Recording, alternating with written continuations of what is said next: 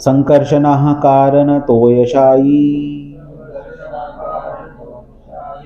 गर्भोदशायी च पयोब्धिशायी शेषश्च यस्य अंशकलाः स नित्यानन्दाख्या रामः शरणं ममास्तु।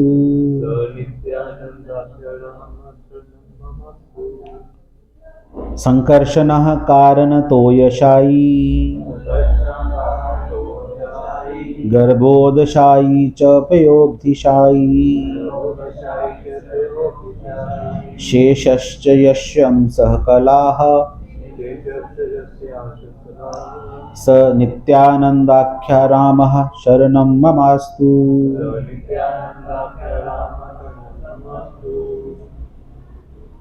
तो श्लोक नित्यानंद प्रभु कौन है वो वास्तव में बता रहा है। संकर्षणः कारणतोयशायी गर्भोदशायी च पयोब्धिशायी, मतलब सबसे पहला नित्यानंद का नाम लिया गया संकर्षण। संकर्षण कौन है? अनंत शेष।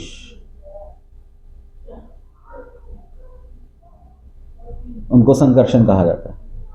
टेक्निकली संकर्षण का मतलब होता है जो चीजों को अट्रैक्ट करता है। इस संसार में जो अट्रैक्शन है ना, वो किससे आती है? संकर्षण जी से। जैसे हम लोग एक दूसरे से अट्रैक्ट हो जाते हैं, हमें कुछ चीजें अच्छी लगती हैं, जो चीजें हमें अच्छी लगती हैं हम उनकी तरफ भागना शुरू कर देते हैं। वो किसकी पावर से? संकर्षण की पावर से। और अगर कोई श्री कृष्ण की ओर आकर्षित हो रहा है तो भी किसकी कृपा से हो रहा है? संकर्षण की कृपा से हो रहा है। और संकर्षण भगवान को अगर आप साइंटिफिकली समझना चाहते हो तो इस यूनिवर्स का एक एक प्लैनेट एक दूसरे के साथ आकर्षित हो रहा है, जिसको हम ग्रेविटेशनल फोर्स कहते हैं। ये एक मैग्नेटिक फील्ड भी होता है। सबका अपना अपना एक ऑरा होता है, अपने अपना एक फील्ड है। तो वो जो ऑरा है, वो जो फील्ड है, वो किसकी कृपा से है? संकर्षण की कृपा से। और संकर्षण कहाँ पर रहते हैं? संकर्षण कहाँ पर है? इस संसार में ऐसी कोई वस्तु नहीं है जो संकर्षण के बिना ना हो। ऑल परवेडिंग, सब जगह है श्री कृष्ण यहाँ संकर्षण के रूप में। संकर्षण नित्यानंद प्रभु ने संकर्षण, फिर कह रहे हैं कारण तोय शाही। तोय कहा जाता है पानी को। कारण सागर में जो शाही शयन करते हैं, वही कारण सागर के जो महाविष्णु है वो गर्भोदकशाही विष्णु के रूप में गर्भ सागर में शयन करते हैं। और वही फिर पयोब्धिशाही। पयोब्धि मतलब जो हमारे अंदर जो परमात्मा के रूप में श्री कृष्ण रहते हैं।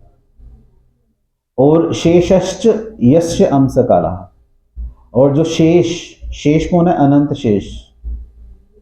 भगवान विष्णु जिस पर शयन करते हैं या महाविष्णु जिस पर शयन करते हैं उसको अनंत शेष कहा जाता है, जो उनकी कला मात्र है। कला समझते हैं? कला क्या होता है? मैथमेटिक्स में ना एक होता है, डिग्री बोलते हैं उसको। डिग्री होती है तो डिग्री को हिंदी में कला बोलते हैं। जैसे चंद्रमा की कितनी कलाएं? षोडश कलात्मक है। चंद्रमा की 16 कलाएं हैं। एक एक दिन में एक एक कला बढ़ती रहती है और एक एक कला घटती रहती है। हर 15 दिन के बाद चंद्रमा चमकता है और हर 15 दिनों के बाद चंद्रमा गायब हो जाता है, नजर ही नहीं आता। कला।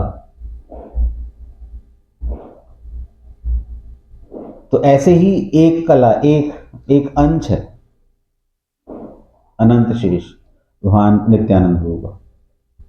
श्री बलराम गोसाई मूल संकर्षण पंच रूप धरी करेन कृष्णेर सेवन। तो भगवान बलराम मूल संकर्षण है, वे भगवान कृष्ण की सेवा करने के लिए 5 अन्य रूप धारण करते हैं। कौन कौन से? आपने करेन कृष्ण लीला सहाय, सृष्टि लीला कार्य धरे चारी काय। तो वे स्वयं भगवान श्री कृष्ण की लीलाओं में सहायता करते हैं और 4 अन्य रूपों में सृजन कार्य भी करते हैं।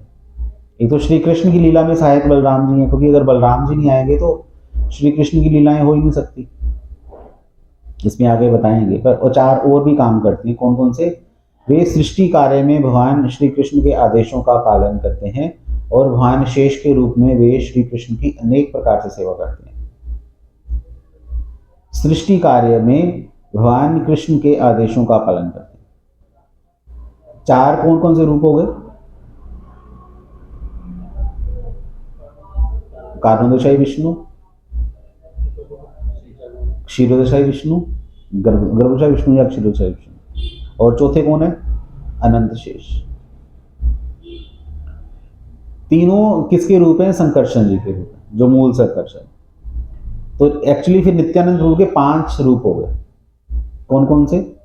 एक तो मूल संकर्षण, दूसरे नंबर पर गर्भोदशाई विष्णु, सॉरी कारणोदशाई विष्णु, तीसरे गर्भोदशाई विष्णु, चौथे क्षीरोदशाई विष्णु, और 5वें अनंत शेष। 5 रूपों में अपना एक्सपेंशन करते हैं। कौन? बलराम जी। किसके लिए? किसके लिए?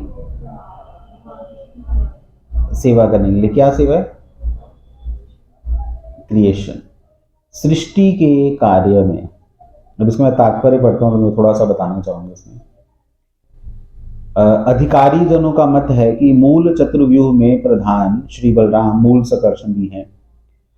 कृष्ण के प्रथम विस्तार बलराम अपना विस्तार 5 रूपों में करते हैं। पहला महासंकर्षण, कारणाबदाशाई, गर्भोदकशाई, क्षीरोदकशाई तथा शेष। ये 5 पूर्ण अंश आध्यात्मिक तथा भौतिक दोनों ही जगतों के कारण स्वरूप हैं।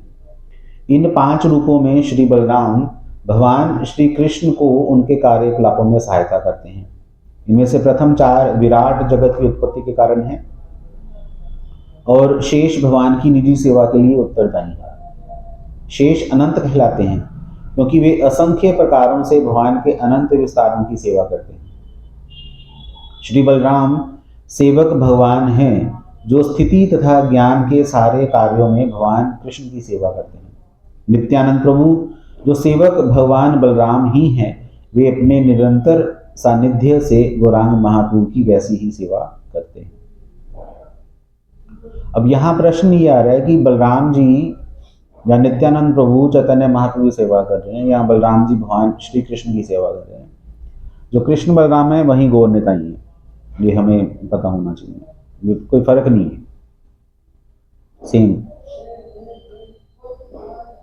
अब जो सेवा नित्यानंद प्रभु कर रहे हैं चैतन्य महाप्रभु की, यहाँ हम ऐसा भी कह सकते हैं कि चैतन्य महाप्रभु ही पूरी सृष्टि करते हैं और नित्यानंद प्रभु उनकी हेल्प करते हैं। अब प्रश्न ये आता है कि सृष्टि क्यों की जाती है, क्यों चैतन्य महाप्रभु सृष्टि करते हैं? कारण क्या है इसका? क्योंकि इतना बड़ा संसार है, आप सोच के देखो। गर्मियों में सूरज अच्छा लगता है? नहीं लगता। चलो गर्मियों में सूरज उड़ा दो तो क्या होगा? क्या होगा? हैं?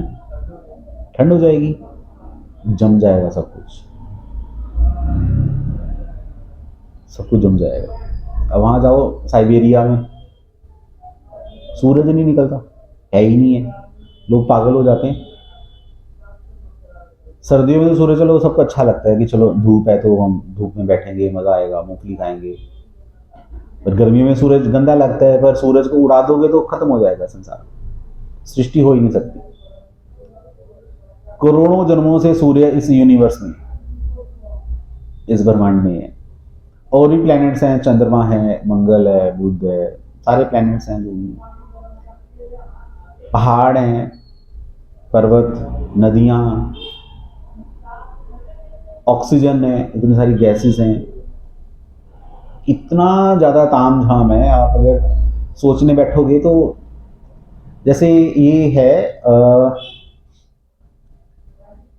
गाजर और मूली, अगर इन दोनों की बात करें देखने में सेम लगती है,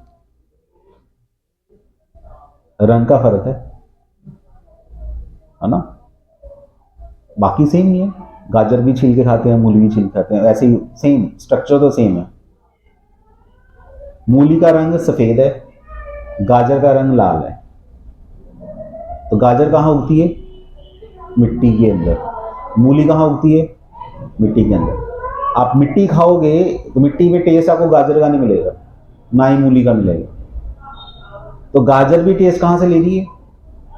मिट्टी से। मूली भी टेस्ट कहाँ से ले रही है? मिट्टी से। मिट्टी का टेस्ट अलग, गाजर का टेस्ट अलग, मूली का टेस्ट अलग, तीनों का टेस्ट अलग अलग है। तो तीनों का टेस्ट मिक्स भी नहीं हो रहा। तो ये चमत्कार है या साइंस है? या फूलों को देख लो, गुलाब का फूल भी मिट्टी में उगता है, गेंदे का फूल भी उगता है, मिट्टी में उगता है। तो दोनों की फूलों की खुशबू अलग अलग है, रंग अलग अलग है, स्ट्रक्चर अलग अलग है, पत्तियां अलग अलग है, एक ही मिट्टी में उगता जाता है सारा कुछ। तो ये क्या है? ये साइंस है। और ये किसकी साइंस है? ये कृष्ण की साइंस है, ये भगवान का विज्ञान है। कोई भी अभी तक ऐसी कोई शक्ति नहीं बनी जो काम मिट्टी करती है वो काम वो कोई चीज़ ऐसी बनाए कि वो काम करना शुरू कर दे। मिट्टी का काम मिट्टी ही कर सकती है। तो मिट्टी किसने बनाई? हमने तो नहीं बनाई, ना ही हमारे पापा ने बनाई है, ना हमारे दादाजी ने बनाई है, ना जब से ये लगी। सबसे पहले हमारे ही पिताजी मिट्टी बनाते थे, उन्होंने पूरी मिट्टी उस संसार में बेची, तो उनकी बेची हुई मिट्टी हमारे काम आ रही है। ये तो बकवास हो जाएगी ऐसा कहना। मिट्टी शुरू से है, अलग अलग जगह पर अलग अलग मिट्टी है, अलग अलग टेस्ट हैं उसके, है ना। तो मैं सिर्फ मिट्टी की बात कर रहा हूँ। हमारा शरीर ही देख लो, हमारे शरीर के अलग अलग फंक्शन है। आंख का काम हाथ नहीं कर सकते, हाथों का काम पैर नहीं कर सकते। पूरे ही चेंज है। जीभ का अपना काम है, दांतों का अपना काम है। आप जब बोलते हो ना, तो कहाँ से बोलते हो?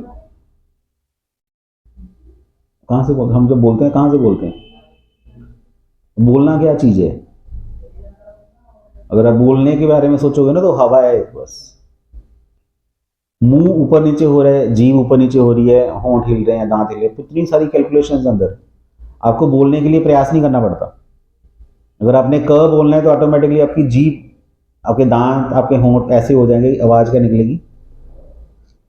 और कुछ लोग गूंगे होते हैं, दांत उनके पास भी है, जीभ उनके पास भी है, आवाज़ नहीं आती। पर ऐसा क्या है यहाँ पर कि आप देखो, मुंह खोल के देखो, कुछ भी नहीं है, खाली है, अंदर से स्पेस है ना पूरी, आवाज़ फिर भी आ रही है। हमारे पास ऐसी क्या शक्ति है जो गूंगे के पास नहीं है? मुंह तो उसके पास भी है, और वो आवाज़ अक्षरों में वो बोल नहीं सकता। वो देख किसकी शक्ति है? इंसान की शक्ति से बोल रहा है कोई? नहीं। अगर इंसान की शक्ति से बोल रहा होता तो गूंगा भी बोल पड़ता।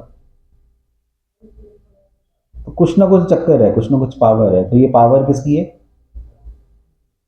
कृष्ण की पावर है, भगवान की शक्ति से हो रहा है। पर क्यों ऐसा क्यों किया भगवान ने? प्रश्न ये है कि सृष्टि करने का कारण ही क्या है? क्यों हुई है सृष्टि? ये इतना जबरदस्त शरीर दिया भगवान ने, कुछ भी कर लो, मतलब कि आप भगवान ही हो एक तरह से।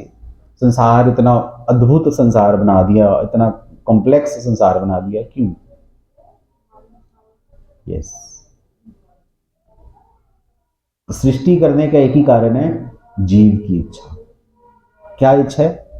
जीव भगवान की तरह भोग करना चाहता है, मजा करना चाहता है। और इसलिए श्री कृष्ण ने अपने जैसा ही प्लेनेट, अपने गोलोक वृंदावन जैसा प्लेनेट, यहाँ पूरा एक यूनिवर्स तैयार करके दे दिया। यहाँ पर भगवान हम हैं, शर्त यही है बस। यहाँ पर सिर्फ मज़ा, आप मज़ा कर सकते हो।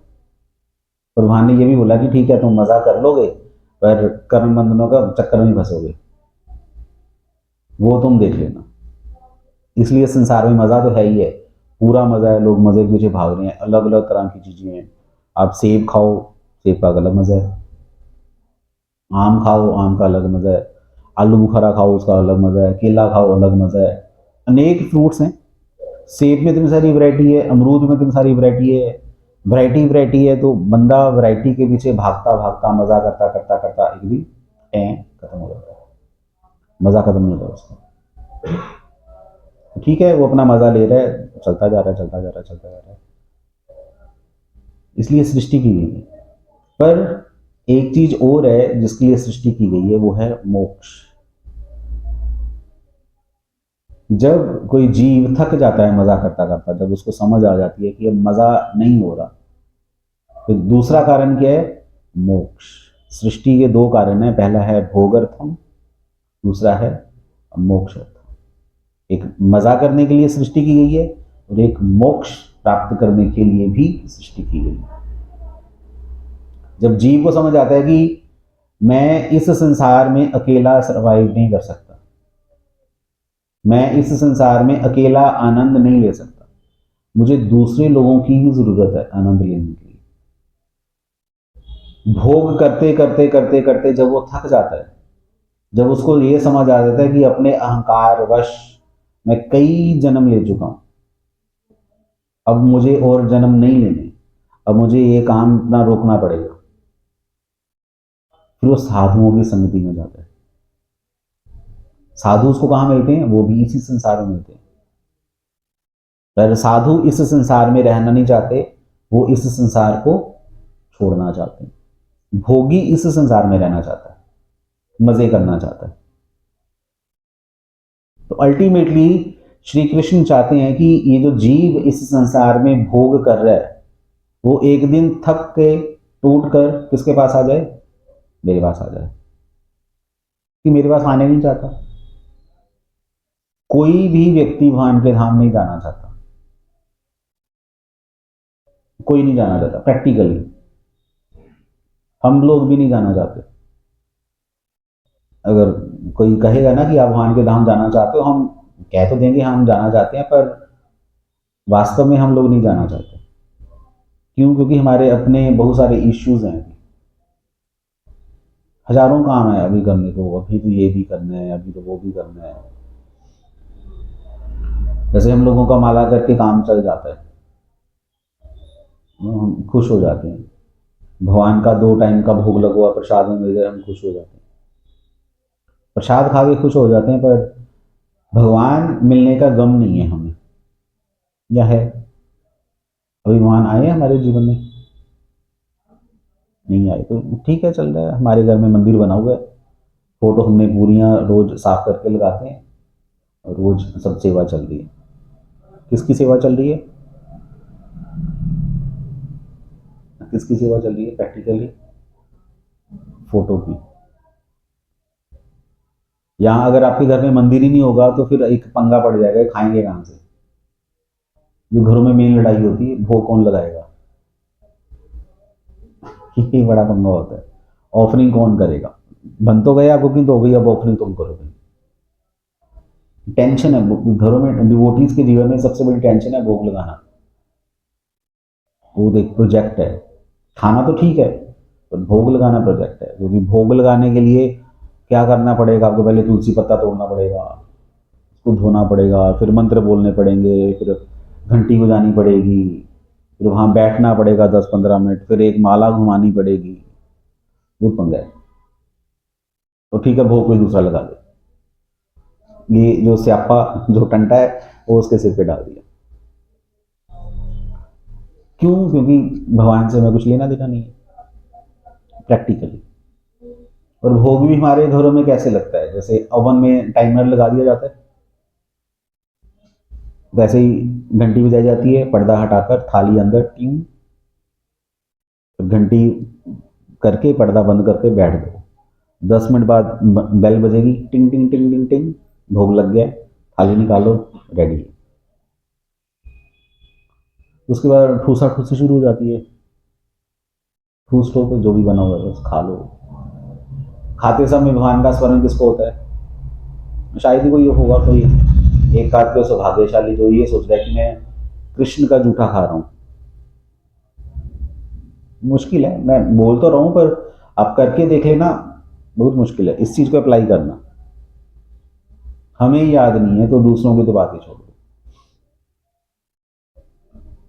पर धीरे धीरे जब हम साधुओं का संग करते हैं, भक्तों के साथ रहते हैं, है ना, उनसे डिस्कस करते रहते हैं, तो फिर हमें भी एक दिन एक याद आता है कि मैं इतने साल हो गए, या पिछले महीने मैंने याद किया था, प्रसाद खाते समय भगवान का स्मरण करना होता है, तो अभी मुझे भगवान का स्मरण करना चाहिए।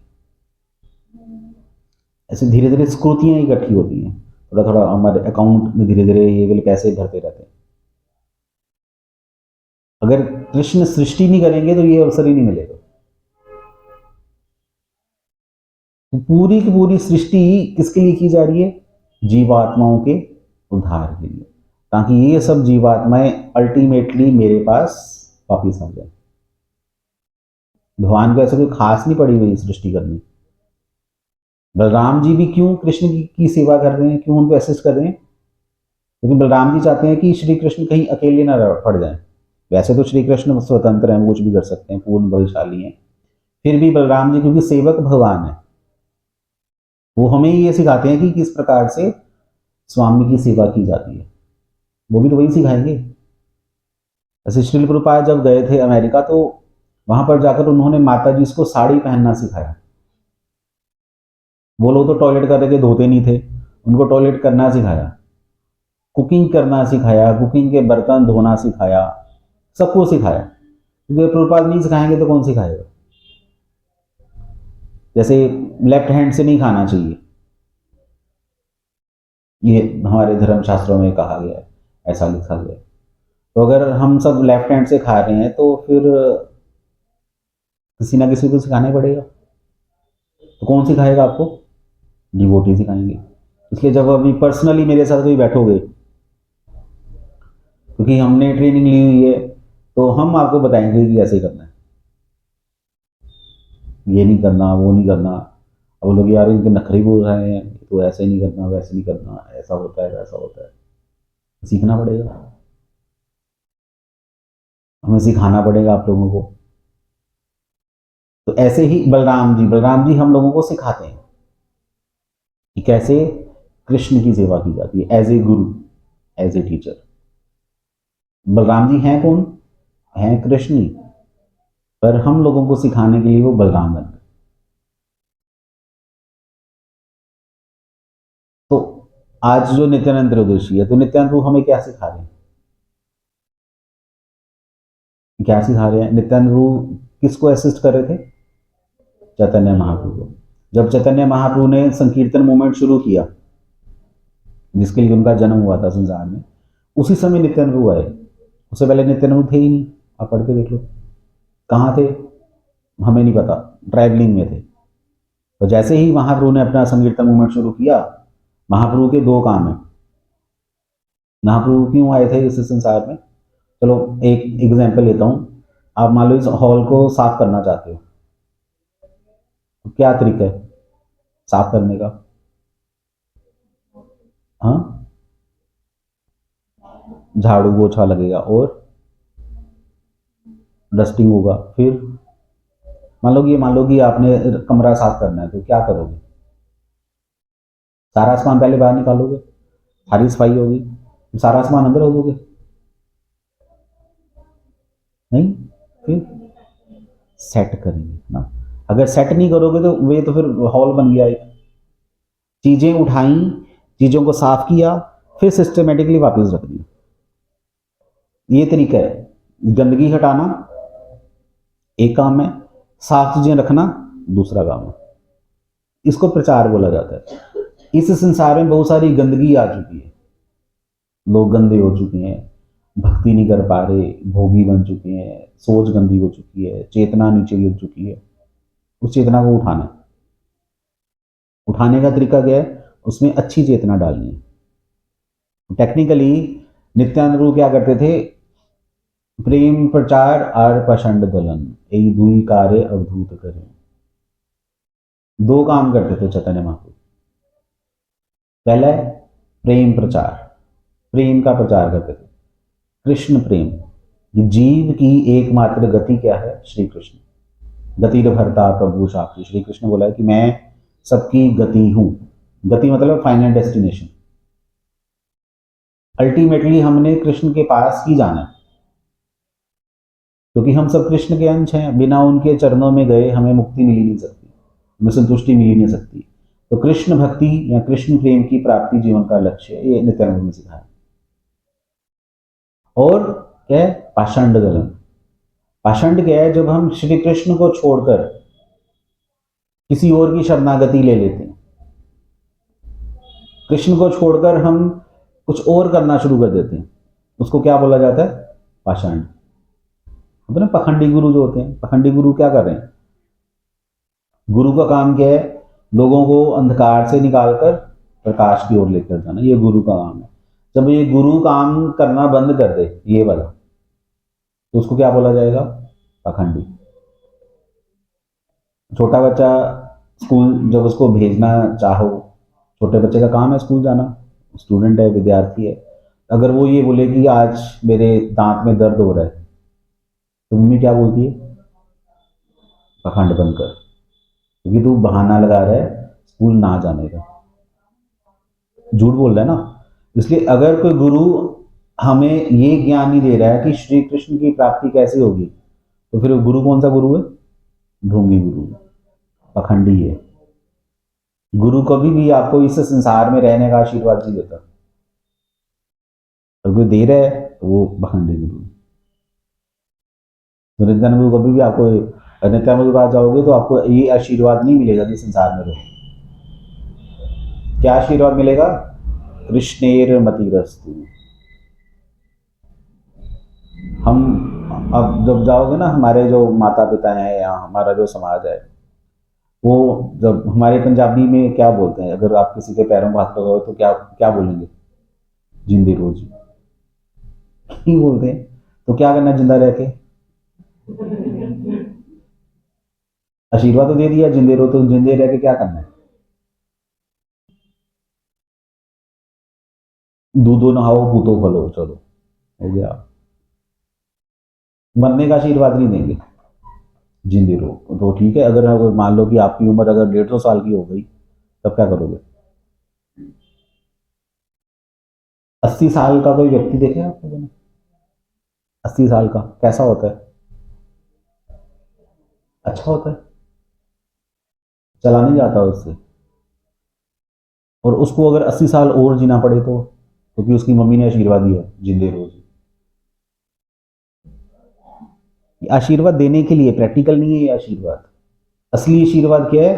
कृष्णेर मतिरस्तु। कि अगर उसकी कृष्ण में मति हो गई, अगर उसने कृष्ण की भक्ति करनी शुरू कर दी, जब वो मरेगा तो उसकी मति क्या होगी? कृष्ण मति होगी। और अगले जन्म में भी कृष्ण की मति लेकर ही वो पैदा होगा। तो कृष्ण की मति में ही उसकी अगर मृत्यु होगी, तब वो श्री कृष्ण के पास जा सकता है। अगर बिना कृष्ण मति के उसकी उम्र उसको नरक में लेके जाएगी, उसका जीवन दुखमय हो जाएगा। पाषांड गलन, पाषांड गलन का मतलब इस संसार में जो लोगों ने गलत धारणाएं बना चुके हैं, उनका उनको जड़ से उखाड़ा। किसने? नित्यानंद प्रभु ने। ये नित्यानंद प्रभु की ब्लेसिंग है, ये उनकी सपोर्ट है श्री कृष्ण की। काम श्री कृष्ण करना चाहते हैं ये वाला, और कर भी सकते हैं, पर फिर भी क्योंकि नित्यानंद प्रभु सर्वेंट है, कहते हैं कि ठीक है हे कृष्णा, आपको ये टेंशन लेने की जरूरत नहीं है, आपके बिहाफ पर मैं ये काम कर दूँ, तभी तो मजा आएगा। वो है ना, जब कोई स्त्री नई नई सास बनती है तो क्या सोचती है? अभी है, अभी सास वाला तो कोई भी नहीं है, अभी तो सब ऐसे ही है। तो जब कोई स्त्री नई नई सास बनती है तो वो क्या बोलती है? अब मैं आराम से बैठूंगी और चाय पीऊंगी। काम कौन करेगा? नूरानी। जब मैं कभी बहू थी तो मैं घर के सारे काम करती थी, अब मैं आराम से बैठूंगी। तो अगर बाई चांस उसको ऐसी बहू मिल जाएगी, वो बोलेगी ठीक है आप आराम से बैठो, घर का सारा काम मैं करूंगी, अब मैं आ चुकी हूँ, तो बहू सास क्या बोलेगी? शुक्र है। तो यही है, वैसे सास कर सकती है सारा कुछ, ऐसा नहीं उसने किया ही है। पर फिर भी अगर उसको कोई ऐसा मिल जाए जो बोले कि आप आराम से बैठो, अब मैं सारा काम मैं करूँगा, तो मज़ा आता है। तो ये काम सर्वेंट का होता है, सेवा का काम होता है। इसलिए कृष्ण भगवान की सारी रिस्पॉन्सिबिलिटी कौन ले लेते हैं? बलराम जी। तभी श्री कृष्ण क्या करते हैं? मज़ा कर रहे हैं, एंजॉय कर रहे हैं, रसिक शेखर रस ले रहे हैं। काम कौन कर रहे हैं? बलराम जी। हनुमान जी ने भगवान राम की सारी टेंशन ले ली। ऐसे ही नित्यानंद प्रभु ने किसकी टेंशन ले ली? चैतन्य महाप्रभु की। ये इस तरीके से हम नित्यानंद प्रभु को समझ सकते हैं। प्रचार का काम, चैतन्य महाप्रभु प्रचार का काम नित्यानंद प्रभु। जय भगवान नित्यानंद प्रभु की जय, चैतन्य महाप्रभु की जय।